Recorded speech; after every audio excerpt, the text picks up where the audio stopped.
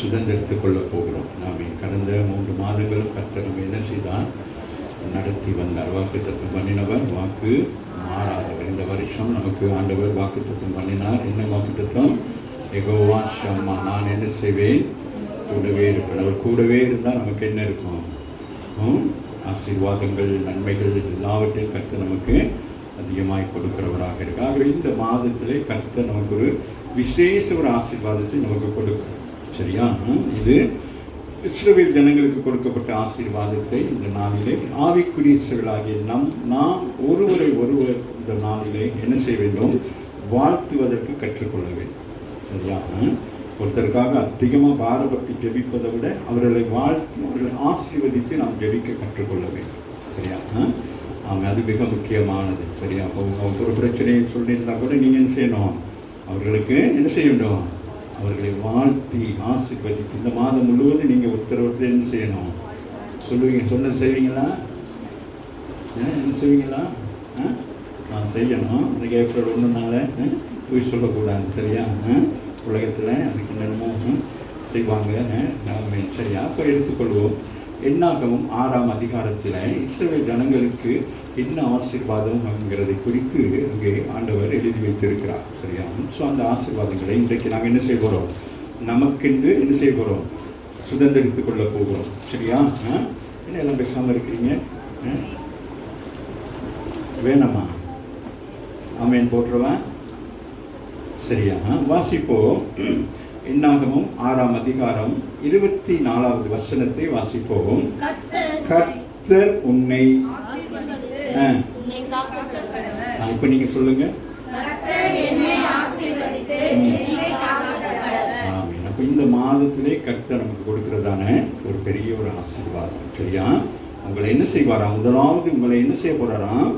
ஆசீர்வதிக்க போகிறார். ரெண்டாவது என்ன செய்ய போறாராம்?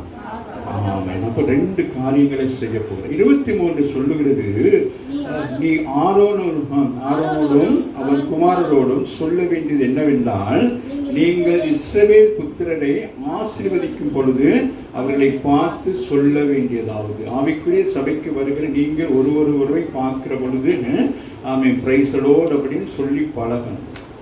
சரியா? ஆமென். அதுதான் மிக முக்கியம். இந்த வருஷத்தில் இந்த மாதத்தில் நீங்கள் எப்படி ஆசீர்வாதத்தை சுதந்திரத்துக் கொள்கிறீர்கள் என்றால், நீங்கள் மற்றவர்களை ஆசீர்வதிப்பதற்கு நீங்கள் என்ன செய்ய வேண்டும்? முந்திக் கொள்ள வேண்டும். ஆமாவில்லையா? அதனால ஆமென். ஒருத்தர் பார்த்து என்ன செய்யணும்? எல்லாரையும் பார்த்து என்ன செய்யணும்? Praise the Lord. உங்களை ஆண்டவர் ஆசீர்வதிப்பாராம், கர்த்தர் உங்களை காக்க கடவுது அப்படின்னு சொல்லி என்ன செய்யணும்? அப்படி சொல்லணும். சரியா? சொல்லுவீங்களா? சொன்னீங்கன்னா இந்த வருஷத்துல இந்த மாதத்துல நீங்கள் ஒரு பெரிய ஒரு ஆசீர்வாதத்தை நீங்கள் காண்பீர்கள். சரியா? ஆகவே தான் சொல்றார், நீ ஆரோனோடும் அவன் குமாரரோடும் சொல்ல வேண்டியது என்னவென்றால், நீங்கள் இஸ்ரவேல் புத்திரரை ஆசீர்வதிக்கிற பொழுது அவளை பார்த்து சொல்ல வேண்டியது, கர்த்தர் உங்களை ஆசீர்வதிப்பார், வேற ஒருவரும் உங்களை ஆசீர்வதிக்க மாட்டார். புரியுதா? அப்ப கர்த்தரை அவர்கள் என்ன செய்கிறார்கள்? அவர்கள் வனாந்திரத்தில் பிரயாணம் பண்ணி கொண்டிருக்கிற பொழுது அந்த ஜனங்களை ஒருவரை பலப்படுத்தும்படியாக, ஏன்னா அவர்கள் எகிப்தில் இருந்தபடினாலும், எகிப்தில் பலவிதமான தெய்வங்கள் எல்லாம் இருந்தபடினாலும், அவங்க போய் சேருகிற கானானுக்குள்ளேயும் பலவிதமான தெய்வங்கள் இருக்கிறபடினால் இவர்கள் மாறி விடுவார்களோ மறந்து விடுவார்களோ என்று சொல்லி ஆண்டவர் ஒரு பயத்தின் மிகுதியிலே சொல்லுகிறார், நான் தான் அவர்களை ஆசீர்வதிப்பேன், ஒராமின்றேன், நான் தான் அவர்களை காப்பேன். ஆமாவில்லை? அதுபோல தான் உங்களையும் பார்த்து ஆண்டவர் சொல்லுகிறார், நான் தான் உன்னை ஆசீர்வதிப்பேன், நான் தான் உன்னை என்ன செய்வேன்? எல்லா தீங்குகளுக்கும் உலக காரியங்கள் எல்லாவற்றுக்கும் என்ன செய்வோம்னே காத்து கொள்ளுவேன் என்று. அதை குறித்து சங்கீதம் 121:7-8 நம்ம வாசிப்போமானால், வாசிக்க மகன். கர்த்தர் உன்னை எல்லா தீங்கிற்கும், கர்த்தர் உன்னை எல்லா தீங்கும் சுத்தி வரும், ஆனால் விலக்கி காப்பார். அப்ப வந்தாதானே காக்க முடியும். சரியா? அப்ப நம்ம சுற்றிலும் உலகத்திலே உபத்திரம் உண்டு, ஆனாலும் திடம் கொள்ளுங்கள், உலகத்தை நான் என்ன செய்கிறேன்? ஜெயிக்கிறேன் என்று சொல்லுகிறது போல வாக்குத்தத்தங்கள் வேத வசனங்களை வாசிக்கிறவர்கள் நம்ம பார்க்கணும். தானியேலுக்கு என்ன வந்தது? தீங்கு வந்தது, தீங்கு அனுமதித்தார். ஆமாவில்லையா? ஆமே. அவர் அதை என்ன செய்யல? தீங்கை அனுமதிக்காம விடவில்லை, அதை அனுமதித்தார். அந்த தீங்கு அவனுக்கு தீங்காக மாறவில்லை, அவனுக்கு ஒரு வெற்றியாக அது மாறியது. ஒரு ஆமீன் சொல்லுங்க. அவனுக்கு விரோதமாக எழும்பினார்கள். ஆமீன். அவன் வேலை செய்கிற இடத்துல அவனுக்கு விரோதமானவர்கள் எழும்பி என்ன செய்தார்கள்? இவனை எப்படியாவது என்ன செய்ய வேண்டும்? தானியேலை அவனே அந்த இடத்துல இருந்து வெளியில கொண்டு வர வேண்டும் சொல்லி பலர் பிரயாசப்பட்டு அதுக்கு ஒரு கட்டளையை கொடுத்து ஒரு சட்டத்தை கொண்டு வந்து இவைகள் எல்லாம் செய்கிற பொழுதும் ஆண்டவர் அமைதியாக இருக்கிறார்.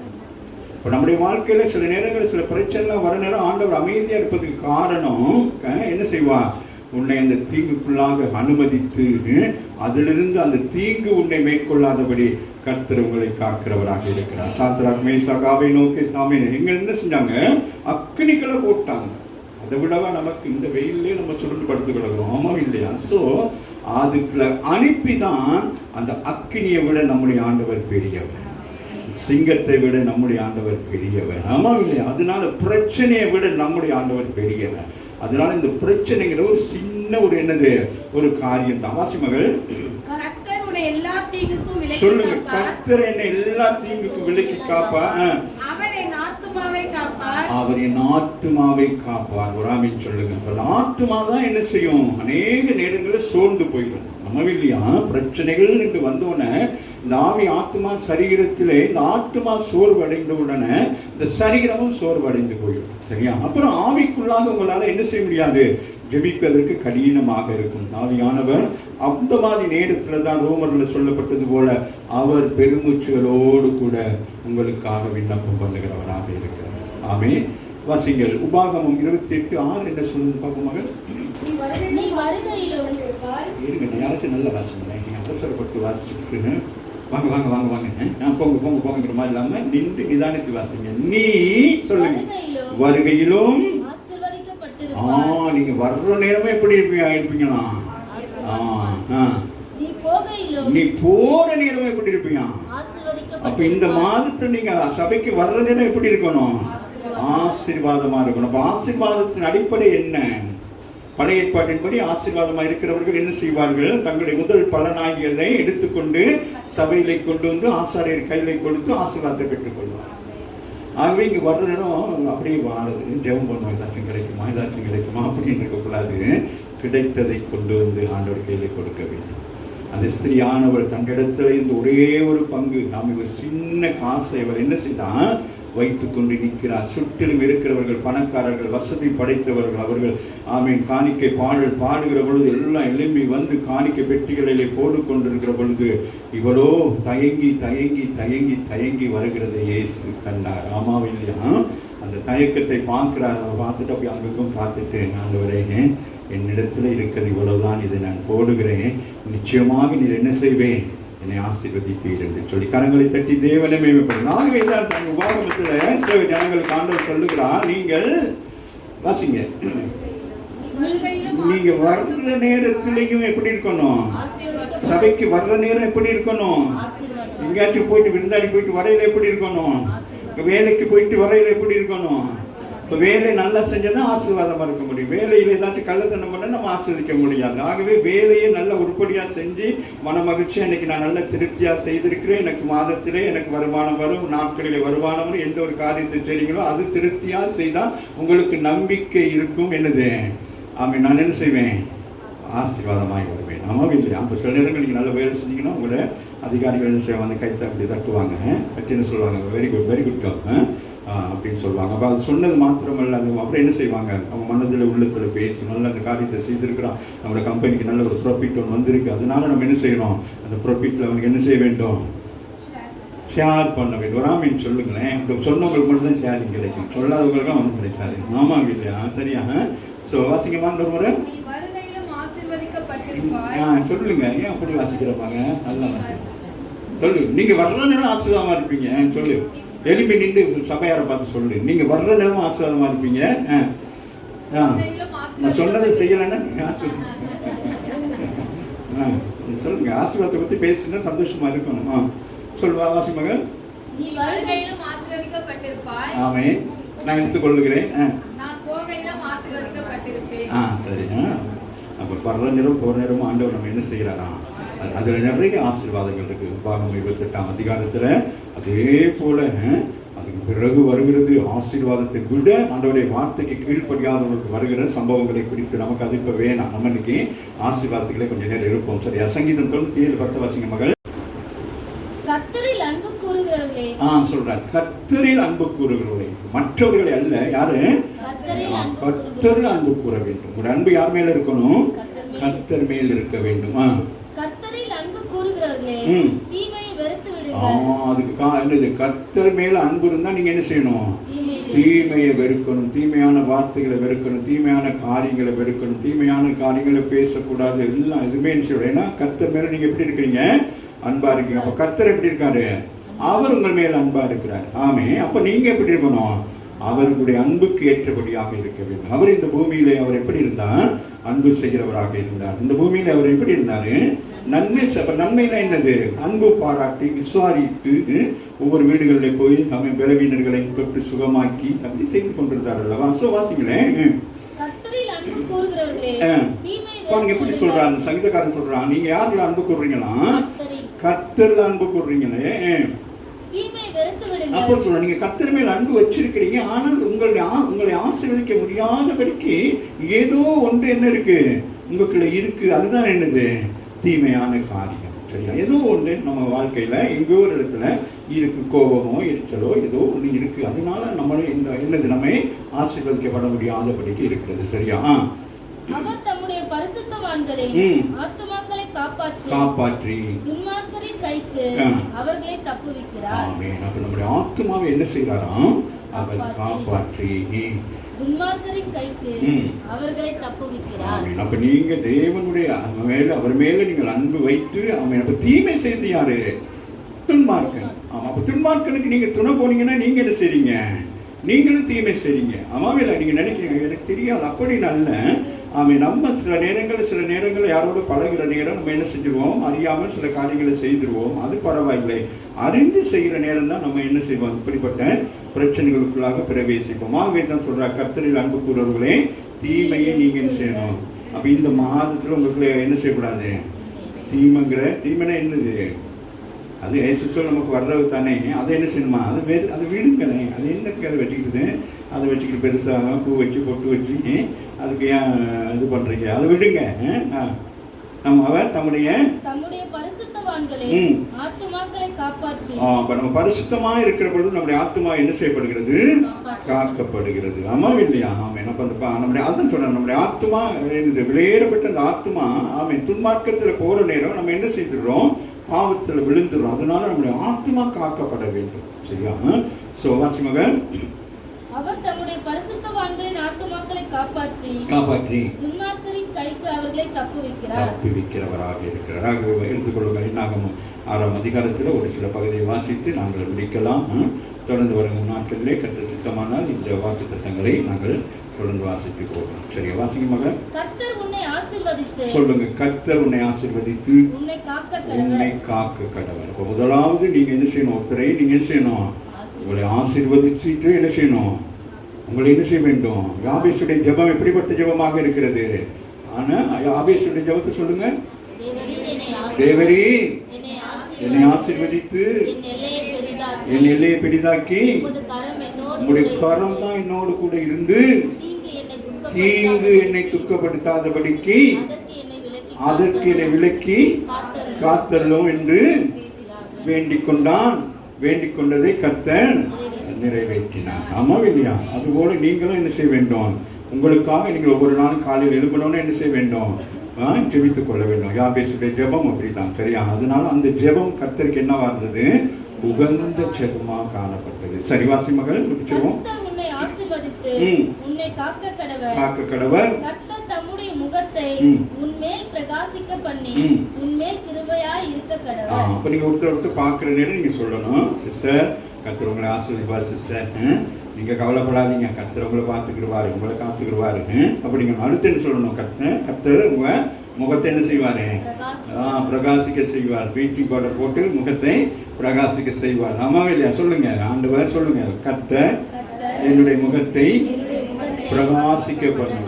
அப்ப எப்பொழுது பிரகாசிக்கப்படும், அவருடைய சமூகத்தை காத்திருந்து வேதத்தை வாசித்து நாமே அதை உட்கொள்ளுகிற பொழுது. மோசே 40 நாட்கள் மலையிலிருந்து வருகிற பொழுது அவன் முகம் எப்படி இருந்ததா, பிரகாசமாக இருந்தது. அதுபோல நீங்கள் காலையில் எழும்பி வேதத்தை எடுத்து வாசித்து ஜெபித்துட்டு போய் முதல் கண்ணாடியில பாருங்களேன். முதல் கண்ணாடியை பார்க்காதீங்க எழுமணும்னு, அப்போ விகாரமா இருக்கும். சரியா?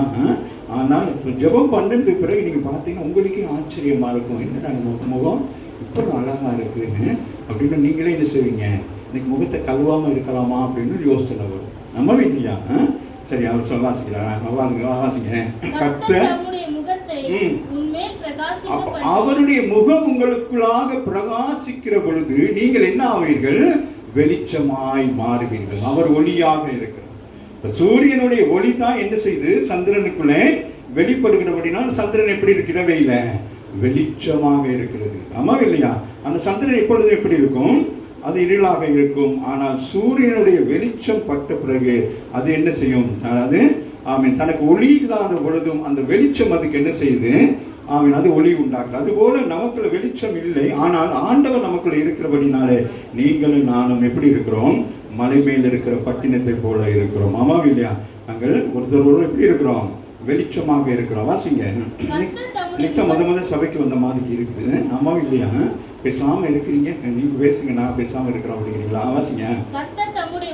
முகத்தை சொல்லுங்க, கர்த்தர் தம்முடைய முகத்தை என் மேல் பிரகாசிக்க பண்ணி என் மேல் கிருபையாயிருப்பார். அவருடைய கிருபை எப்படி இருக்கும், காலைதோறும் எப்படி இருக்குமா, காலைதோறும் புதிதா இருக்குன்னு என்ன செய்ய வேண்டும், காலைதோறும் என்ன செய்யணும், என்னமா, அவர் முகத்தை பார்க்க வேண்டும். அதிகாலை வேலைகளை தேடுகிறவர்கள் கண்டு அடைவார்கள். எதை கண்டடைவார்கள், இந்த பிரகாசத்தை கண்டடைவார்கள். ஒரு ஆமீன் சொல்லுங்க. சொன்ன சில சகோதரிகளை சொன்ன நான் 6 மணி நாட்கள் அவர் சொல்ல பார்க்குறேன், எனக்கு ஆச்சரியமாக இருக்கு. ஒரு ப்ரெசன்ஸாக இருக்கிறாங்களே, சில ஊழியக்காரர்களை பார்க்குற நேரம் அந்த பிரசன்ஸ் அப்படி பார்க்கல ஆச்சரியமாக இருக்கும். அப்போ அவங்க அந்த பிரசன்னம் எப்படி அது கிடைக்குதுன்னு கேட்டால் அதிகமாக ஜெபிக்கிறபடி நான் ராமின் சொல்லி அவன் ஜெபிக்க தான் நான் பவுல் சொல்லுகிறான், நான் அல்ல கிறிஸ்து எனக்குள்ளே இருக்கிறார், அவருடைய அடையாளங்களை தடுத்திருக்கிறேன். அப்போ அவரை யோசிக்கிறார், எல்லா நேரங்களும் அவர் எப்படி இருக்கிறார், என்னை பின்பற்றுங்கள், நான் என்ன செய்கிறேன், கிறிஸ்துவை பின்பற்றுகிறேன் என்று சொல். அதுபோல் உங்களை மற்றவர்களை பின்பற்ற மாதிரிக்கு நீங்கள் சொல்லணும். இன்னைக்கு யார் கொள்ளக்கூடிய பரிசுத்தவான்களாக இருந்தால் கூட நம்ம என்ன சொல்ல மாட்டோம், யோசிப்போம் இல்லையா? ஆனால் பவுல் சொல்லுகிறான், நீங்கள் என்னை பின்பற்றுங்கள், நான் என்ன செய்கிறேன், இயேசுவை பின்பற்றுகிறேன் என்று சொல்லி. ஆமாவில்லை, இந்த மாதத்தில் நீங்கள் முடிவெடுக்க வேண்டும். இந்த வாக்குத்தத்தங்களை ஆமீன் ஒரு நாள் எழுப்பி உங்கள் பிள்ளைகளுக்கு சொல்லணும். காலை எழும்பணும்னு பிள்ளைகளை வெள்ளனையாக எழும்பணும் பிள்ளைகளுக்கும் இந்த வாக்குத்தத்தங்களை அம்மா சொல்லுங்கம்மா வாக்குத்தத்தம் அப்படின்னு சொல்லணும். அப்போ பைபிளை எடுத்து 6ஆம் அதிகாரத்தை எடுத்து வச்சு கர்த்தர் உன்னை ஆசீர்வதித்து உன்னை காக்கிறவர் அப்படின்னா அம்மா அப்பா அங்கிள் சித்தப்பா பெரியப்பா தாத்தே சொல்லி என்ன சொல்லணும், உங்களையும் ஆசீர்வதிப்பார் அப்படின்னு சொல்லணும். சரியா? அதுதான் யார் போவாஸ் வருகிறான் வயல்வெளிக்கு வருகிற பொழுது அந்த ஜனங்கள் அவனை பார்த்தவுடன் என்ன சொல்றாங்க, ஒருத்தர் வாழ்த்து தெரிவித்துக் கொள்ளுகிறார்கள். சபைக்கு வருகிற பொழுது உம்முன்னு வரக்கூடாது, ரோட்டில் கண்டால் உம்முன்னு இருக்கக்கூடாது. இந்த கடையில் தக்காளி எதுவும் வாங்கிக்கிறப்பீங்க, அவங்க வெளியே சிஸ்டர் வராங்க அவங்களுக்கும் வாங்கி கொடுக்கணுமோன்னு சொல்லிட்டு என்ன செய்யக்கூடாது, தக்காளி இதுக்குள்ள போய் ஒழிஞ்சிக்கிற கூடாது, சாக்குகளுக்கு ஒரு ஆமீன் சொல்லுங்க. எப்போ யாருக்காவது ஆசீர்வதிக்கிற வார்த்தையை சொல்லுவதற்கு நீங்க எப்படி இருக்கணும், மகிழ்ச்சியா இருக்கும். அது உங்களுக்குள்ள இருந்து போய் அவர்களை என்ன செய்யும். ஏன்னா ஆபிரகாம் கொடுக்கப்பட்ட வாக்குத்தத்தம் என்ன, உன்னை ஆசீர்வதிக்கவே ஆசீர்வதித்து வாசி முடிச்சுட்டேன். கர்த்தர் தம்முடைய முகத்தை உன்மேல் பிரசன்னமாக்கி உனக்கு சமாதானம் கட்டளையிடுவார் என்பதே. அப்ப பிரசன்னம் உங்களுக்கு என்னத்தை கொண்டு வருகிறது, சமாதானத்தை கொண்டு வருகிறது. பிரசன்னம் உங்களுக்கு என்னத்தை கொண்டு வருகிறது, கிருபையை கொண்டு வருகிறது. ஆமா இல்லையா? இந்த 3 காரியங்கள் இந்த மாதத்தில் நீங்கள் என்ன செய்யக்கூடாது, இந்த 3 காரியத்தை என்ன செய்யக்கூடாது, மறக்கக்கூடாது. முதல் நீங்க போயிட்டு என்ன செய்ய வேண்டும், கண்ணாடிக்கு முன்னால நின்று கர்த்தர் என்னை ஆசீர்வதித்து என்னை காக்க கடவர் அப்படின்னு சொல்லணும். கண்ணாடி இருக்கா உங்க வீடுகள் எல்லாம் இருக்கா? பெரிய கண்ணாடிகள் வாங்கி வச்சுக்கிறேங்க. அப்புறம் என்ன சொல்லணும், கர்த்தர் என்னுடைய முகத்தை மென்மேல்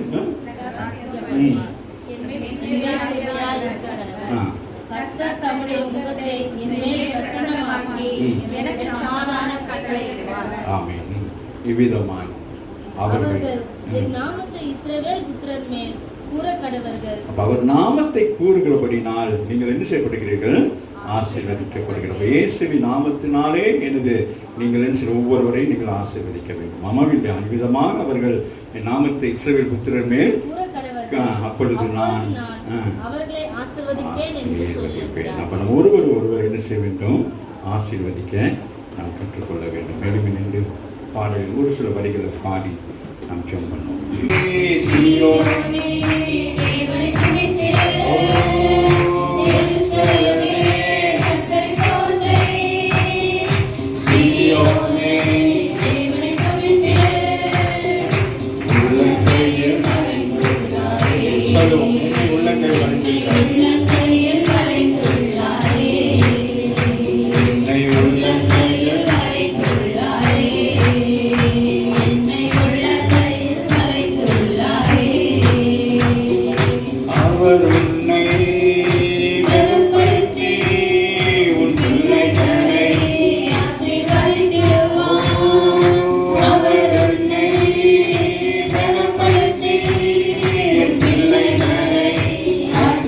Thank you.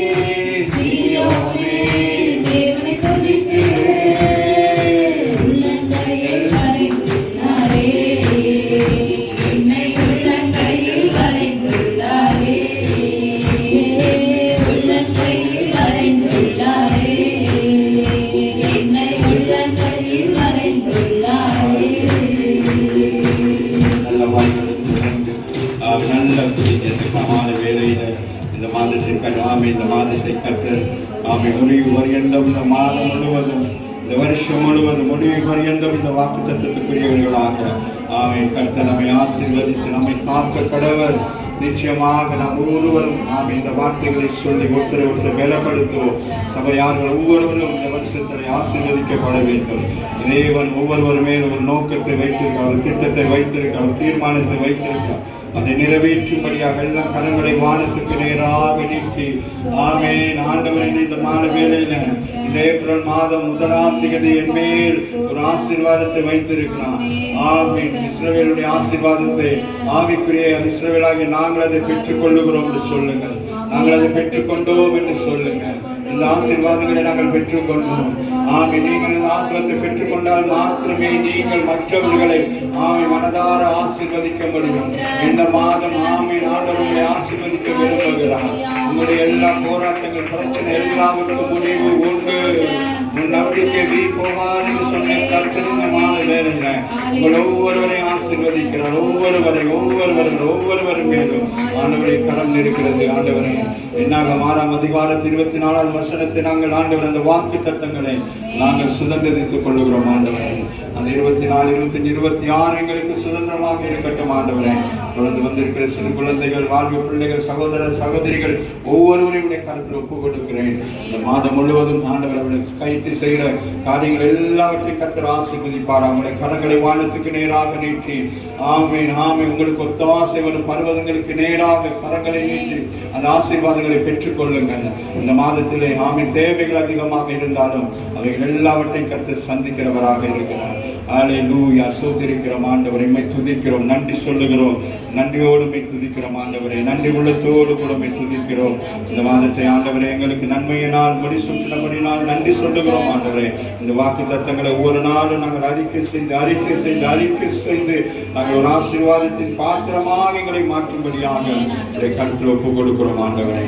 அந்த ஒவ்வொரு பிள்ளைகளையும் இந்த நாளில் வர முடியாத பிள்ளைகளையும் உடைய கருத்தில் ஒப்புக் கொடுக்கிறோம். முழு சபையாரை கர்த்தர் ஆசீர்வதிக்கும்படியாக இதை கருத்தில் ஒப்புக் கொடுக்கிறேன். உமக்கு துதிகன மகிமை யாவற்றையும் எடுக்கிறோம். ஆண்டவராக இயேசுவின் நாமத்தினால் ஜெபிக்கிறோம் எங்கள் நல்ல பிதாவே. ஆமீன் ஆமீன் ஆமீன்.